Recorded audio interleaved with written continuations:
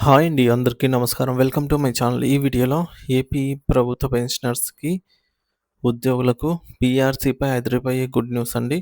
20% ఫిట్‌మెంట్‌కు ఖరారు. సో, దీనికి సంబంధించిన పూర్తి తాజా సమాచారాన్ని వీడియోలో తెలుసుకుందాము. వీడియో అయితే ఎక్కడ గాని స్కిప్ చేయకుండా ఎండ్ వరకు చూసేయండి. అప్పుడే ఇన్ఫర్మేషన్ పూర్తిగా అర్థమవుతుంది. అలాగే వీడియో చూస్తున్న ప్రతి ఒక్కరు వీడియోకి లైక్ చేయండి ఫ్రెండ్స్. ఈ వీడియోని తోటి ఉద్యోగ పెన్షనర్ మిత్రులతో అయితే షేర్ చేయండి. కొత్తగా మన ఛానల్‌ని చూస్తున్న వారు ఇంకెవరైనా సబ్స్క్రైబ్ చేసుకోకుంటే వెంటనే మన ఛానల్‌ని అయితే సబ్స్క్రైబ్ చేసుకోండి. సో, దీని ద్వారా నేను చేసే లేటెస్ట్ వీడియోస్ అన్నీ మీ వరకు రీచ్ అవుతాయి. ఇక ఆలస్యం చేయకుండా వివరాల్లోకైతే వెళ్ళిపోదాము. ఫ్రెండ్స్, ఇక విషయానికొచ్చినట్లయితే ప్రస్తుతం నవంబర్ నెల చివరి వారానికి వచ్చేసాం. డిసెంబర్, జనవరిలో స్థానిక సంస్థల ఎన్నికలు, గ్రామ పంచాయతీ ఎలక్షన్స్ జరిగే అవకాశము ఉంది. ఎన్నికల నిర్వహణలో ప్రభుత్వ ఉద్యోగుల పాత్ర ఎంతో కీలకం. ఈ నేపథ్యంలో ఉద్యోగులను ప్రసన్నం చేసుకోవడానికి ప్రభుత్వం త్వరలోనే ఒక శుభవార్త చెప్పే అవకాశం ఉందని అందరూ భావిస్తున్నారు. ఈ తరుణంలో ఉద్యోగుల డిమాండ్లు, పీఆర్సీ పరిస్థితి గురించి తెలుసుకుందాము.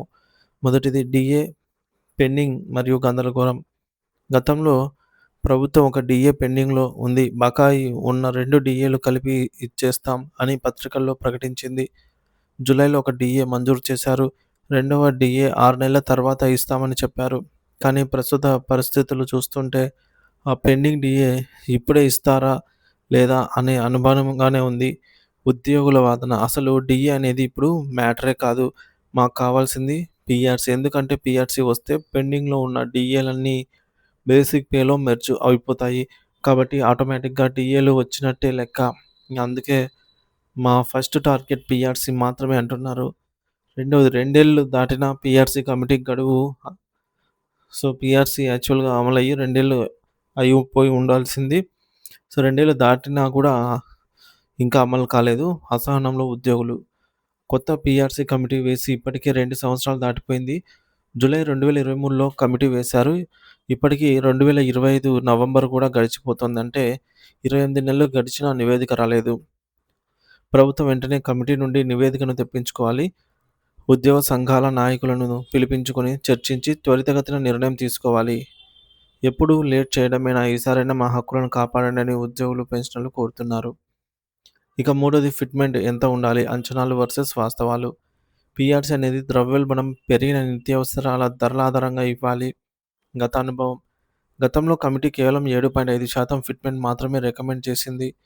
ఇప్పుడున్న కమిటీ కూడా 5% నుండి 10% మధ్యలో రికవరీ అయితే చేసే అవకాశం ఉంది. ఉద్యోగుల డిమాండ్. కమిటీ ఎంత చెప్పినా ప్రభుత్వం మాత్రం మానవీయ కోణంలో ఆలోచించి 20% నుండి 30% మధ్యలో ఫిట్‌మెంట్ ఇవ్వాల్సిందే.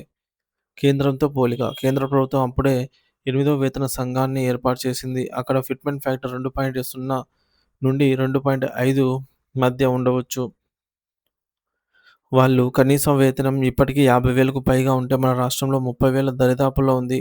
ఈ అంతరాన్ని తగ్గించాలంటే కనీసం 30% ఫిట్‌మెంట్ అనేది అవసరము. తర్వాత హెచ్ఆర్ఏ స్లాబ్. జరిగిన అన్యాయం సరిదిద్దాలి. గత పీఆర్సీలో హెచ్ఆర్ఏ రేట్లను భారీగా తగ్గించడం ఉద్యోగులను తీవ్రంగా దెబ్బతీసింది. హైదరాబాద్ జీహెచ్ఎంసీలో 30% నుంచి 24%కి తగ్గించారు.